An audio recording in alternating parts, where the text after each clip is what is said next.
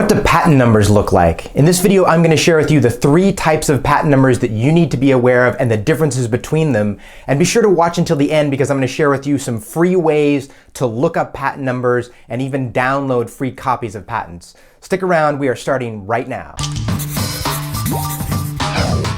So for those of you who are new here, my name is Dylan Adams. I am a patent attorney and author of the best-selling book, Patents Demystified, which is an insider's guide to protecting ideas and inventions used by inventors, entrepreneurs, and startups worldwide, including at top universities like Harvard, Stanford, and MIT. You might also recognize me from my appearance on CNBC's hit show, The Profit with Marcus Lemonis. So this channel is all about giving you insider tips on patents and startups. Be sure to subscribe and hit the little bell icon so you don't miss any videos. All right, let's go ahead and get right into it. Okay, so what do patent numbers look like? Now, to understand the 3 types of patent numbers that you need to be aware of, it's important to understand the patent process and where these numbers come up. So let's kind of start with the patent process. So you file a non-provisional patent application at the United States Patent and Trademark Office, and it waits in line for 1 to 3 years before the examination process begins. You go through a negotiation with the examiner, and hopefully the examiner allows the application, you pay an issue fee, and then it grants as an issued patent.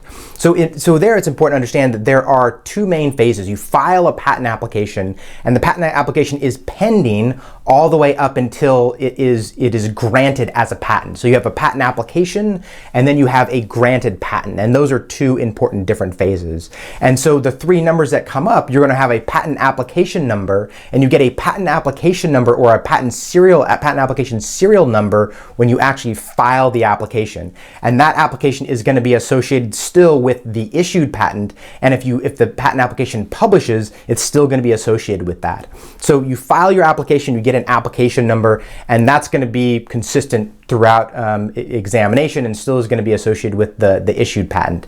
So by default, patent applications are held in secret 18 months from their earliest priority date. So if you start with a non-provisional patent application, 18 months after that, by default, the application is going to publish. Now, that doesn't mean that the application is allowed or granted. A lot of times, this is going to happen before examination even begins. So the contents of the application will publish, and there will be a publication number associated with the application. You're still going to have the application or the serial number, but you're also going to have this publication number. Not every application will publish. It's possible to file what's called a non-publication request, and then publication doesn't occur until the patent application issues.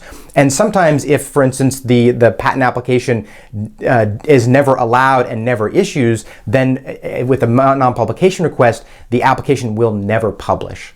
Okay, so like I said, so you file it, you go through a negotiation process with the examiner, and hopefully at the end of that, the application is allowed, you pay an issue fee, and then it grants as an issued patent. Then you're going to have an issued patent number, and that's the actual patent number. The other numbers, those aren't associated with actual issued patents necessarily. Maybe they are, but it's only the issued patent number that really is a patent number. The others are publication numbers or application numbers. So let's go through these 3 different patent numbers and give you some examples of what they look like. And be sure to watch until the end because I'm going to give you my insider tip on where to look up patent numbers, the best free resource that I use all the time to look up patents and also to download free PDFs of patent publications and issued patents. Okay, so let's start with the patent application number. And again, when you file the application, you immediately get an application number. And I'll give you an example here, and I'll give you an example here of what an application number looks like. So as you can see, you're going to have 2 numbers, a slash, 3 numbers separated by a comma, and then another 3 numbers.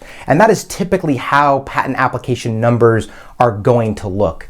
You may have somebody who doesn't put the slash in there, who doesn't put the comma in there, but you're definitely going to have those 8 numbers. It's going to be 2, 3, and 3. That's what makes up a patent application number. Now, patent publication numbers look very different. You're going to be able to tell right off the difference between an application number and a publication number. So I'll give you an example here, and I'll give you an example here. So as you can see, it's going to start off with a year, and the year is the year that it was published, followed by a slash, and then 7 digits. That's what is going to be immediately apparent in a publication number. It's going to have that year. Now, sometimes people may not put the slash and that may make it confusing, but you're still going to be able to see that 4-digit year in the beginning of a patent publication number. And sometimes people may make the mistake that even though there's supposed to be 7 digits after that slash, they may not put the leading 0. They may only put 6 digits, and so you may have to add in a 0. But yeah, it's always going to be a year with 4 digits, and then it's going to be 7 digits after that. And that's what makes a patent publication number. The important thing with patent application numbers and patent publication numbers is that there's no guarantee that those numbers are associated with an actual issued patent. It is possible that the application that you're looking up is still pending, or maybe it even went abandoned by the applicant before the application actually issued as a patent. So the only number that shows that there's an actual enforceable and issued patent, unless it's expired for another reason, is going to be the patent number. So patent numbers, they started at 1 way back in the day, and now we're in the tens of millions. So right now you're going to be looking at things in the tens of millions. Soon we're going to be looking at the 11 and 12 millions. But so you're typically going to look at current patent numbers. It's going to be 2 digits, a comma, 3 digits, a comma, and then another 3 digits, which is typically how you're going to do numbers in the 10 million series. Again, sometimes people leave out the commas, but it's going to be a sequence of numbers, all the way back from 1 when the first patent was issued until current patent numbers, and that's going to keep on going. So you're going to sometimes see patent numbers in the millions. So again, it's going to be typical numbers, right? You're going to have a single digit, a comma, 3 digits, and then another 3 digits, separated by a comma. I'll give you some examples here, and I'll give you some examples here of what those application numbers look like. And that's typically going to be the patent applications that patent numbers that you're going to find. It's going to be in the millions or tens of millions series. Obviously, there are numbers that are going to be in the hundreds of thousands, and in the tens of thousands, but those are really old. I don't see those patent numbers all that often, but they certainly do exist. So that's kind of what you're going to look for in patent numbers.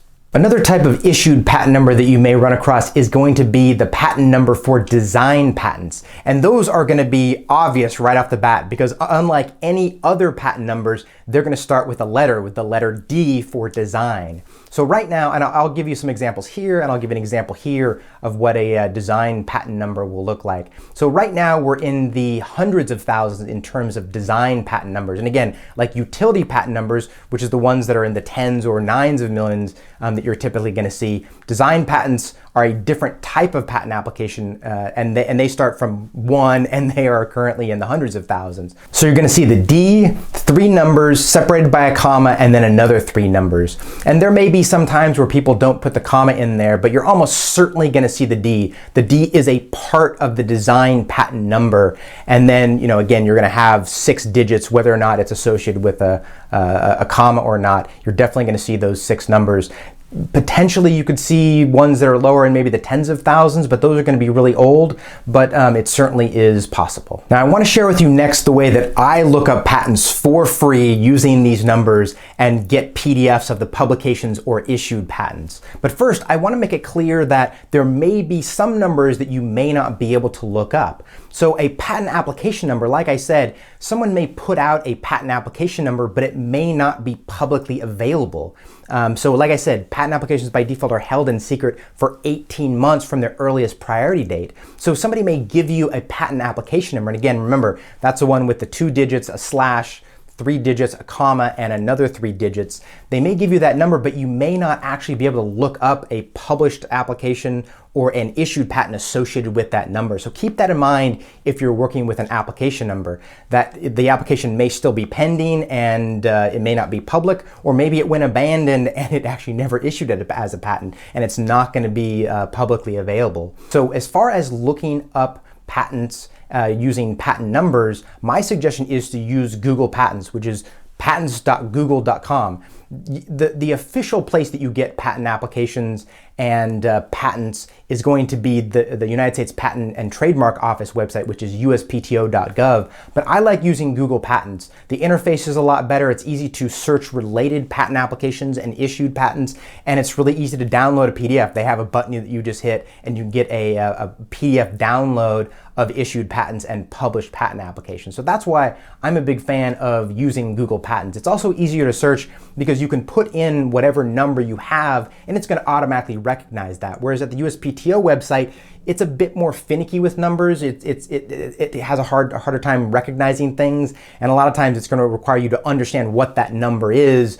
And you have to put it, say, if you have an application number, you need to know it's an application number and put it into a specific box that says application number instead of, hey, this is an issued patent, identify it as an issued patent. So the Google Patents is just so much better for that. So if you got some value out of this video, be sure to give it a like and subscribe to the channel for more on startups and patents. We've got a lot more great content, and leave a comment down below. I'd love to know if you've done any sort of patent searching like this, if you looked up patent numbers, if you found it to be easy or if you found it to be difficult. Let me know down in the comments below. Thanks for watching, and we will see you again in the next video. Thanks.